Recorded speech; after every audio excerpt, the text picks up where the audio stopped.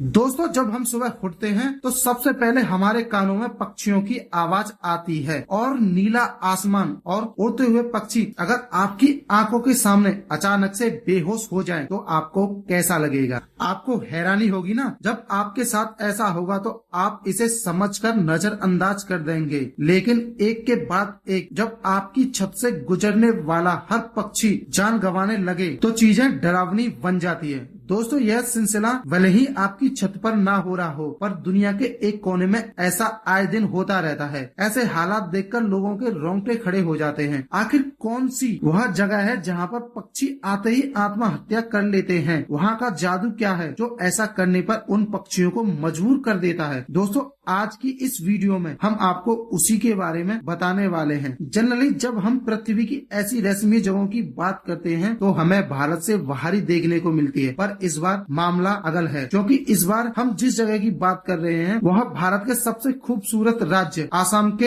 अंदर है। आसाम की राजधानी दिसपुर से करीब 316 किलोमीटर दूर जंगलों के बीच एक छोटा सा गाँव है जिसका नाम है जतिंगा। इंसानों की नजरों से देखा जाए तो यह एक कमाल की जगह है जहाँ पर आसमान में हरे बड़े पेड़ पौधे, खूबसूरत वादियों के आवाज में डूब जाने का मन करता है और लोग भी उतने ही फ्रेंडली होते हैं। बात जब इन पक्षियों की आती है तो यह खूबसूरत इलाका एक मरघट में बदल जाता है। इस कहानी की शुरुआत होती है 1905 से। इस दौर में जब गांव के अंदर टाइगर का खौफ चरम सीमा पर था। एक रात गांव वाले किसी व्यक्ति के खोए हुए भैंसे को ढूंढने के लिए निकल पड़े। खोज के दौरान यह अंदाजा लगाया जा रहा था कि उस भैंसे को आतंक मचा रहे बाघ ने मार डाला होगा, पर फिर भी दिल को दिलासा देने के लिए लाश की तलाश में जब गांव वाले एक के बाद एक इलाके को खंगालते जा रहे थे, तभी एक जगह उन्हें ऐसा दिखा जिसे देखकर वह कल्पना भी नहीं कर सकते थे। जंगलों के बीचों बीच कुछ पक्षियों की लाश ढेरों की तरह पड़ी हुई थी, पर यहाँ पर एक दो पक्षी नहीं बल्कि इन पक्षियों की संख्या हजारों में थी और यह किसी को समझ में भी नहीं आया। और यहीं से शुरुआत हुई इस जतिंगा के दर्दनाक इतिहास की। बात चिंता में डाल देने वाली थी, पर गाँव वालों के लिए बहुत सारे ऐसे मुद्दे थे जिनसे वह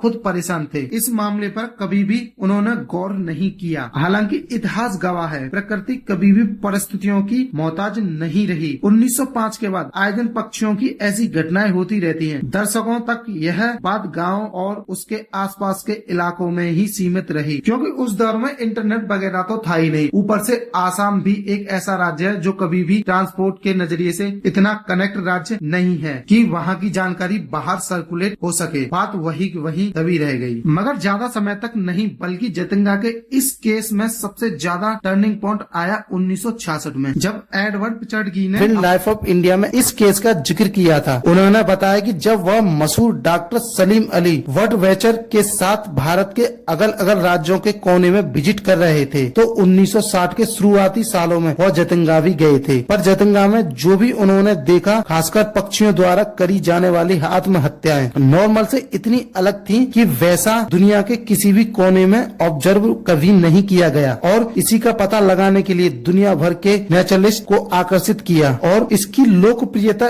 इतनी बढ़ी कि नॉर्थ ईस्ट इंडिया के बड़े बड़े टूरिस्ट जैसे कि गुवाहाटी, शिलांग से ज्यादा लोग इस नजारे को देखने के लिए आने लगे। इतनी लोकप्रियता बढ़ने के बाद यह जगह सरकारी संस्थानों में भी आने लगी और साल 1977 में जूलॉजिकल सर्वे ऑफ इंडिया ने सुधीर सेन गुप्ता को इस जगह की जांच करने के लिए एक स्पॉन्सर्ड ट्रिप पर भेजा, जिसका पूरा खर्चा council of scientific industrial research of India द्वारा उठाया गया था। सुधीर सेन गुप्ता ने महीनों तक जांच की। उन्होंने मरे हुए पक्षी और जिंदा पक्षियों को ऑब्जर्व किया और उन्हें अपनी स्टडी में बड़ी दिलचस्प बातें बताई कि यह पक्षी मौत से पहले इतना अजीब तरीके से रिएक्ट कर रही थी जैसे इन पर किसी ने काला जादू कर दिया हो। यह स्टेटमेंट उन्होंने केवल एक एग्जाम्पल देने के लिए दिया था, जादू टोना की संभावना के लिए नहीं। उन्होंने बताया कि जितने भी पक्षी इस इलाके में मर रहे थे वह सभी खाली पेट थे, जिनमें से वेस्ट के सिनेरियो ने पिछले 3 घंटे से कुछ कुछ नहीं खाया था। जो पक्षी यहाँ पर आते थे उनकी मांसपेशियां अकड़ने लगती थी, ऊपर से मानो वह खाना पीना ही बंद कर देते थे। Question is why. आसाम के इस इलाके में पेड़ पौधों की कोई भी कमी नहीं है। बड़े बड़े खेत भी हैं जिनमें कीट भी वहाँ पर मिलते हैं। कुल मिलाकर इलाका ऐसा है जहाँ पर एक बार को इंसान भूखा मर सकता है पर पक्षी नहीं, जिसका सीधा साफ यही मतलब था कि पक्षी जानबूझकर खाना बंद कर देते थे और अपनी मौत का इंतजार करने लगते थे। सुधीर सेनगुप्ता का ऑफिशियल स्टेटमेंट यह था कि पक्षी किसी के द्वारा नहीं मारे जाते थे बल्कि वह खुद आत्महत्या के पीछे पड़े रहते थे। पर वह ऐसा क्यों करते थे और इस इलाके में ही उनके साथ ऐसा क्यों होता था, यह बात सुधीर सेन जी के भी पल्ले नहीं पड़ी। अगर वीडियो अच्छी लगी हो तो चैनल को सब्सक्राइब करना और वीडियो को लाइक करना ना भूलें।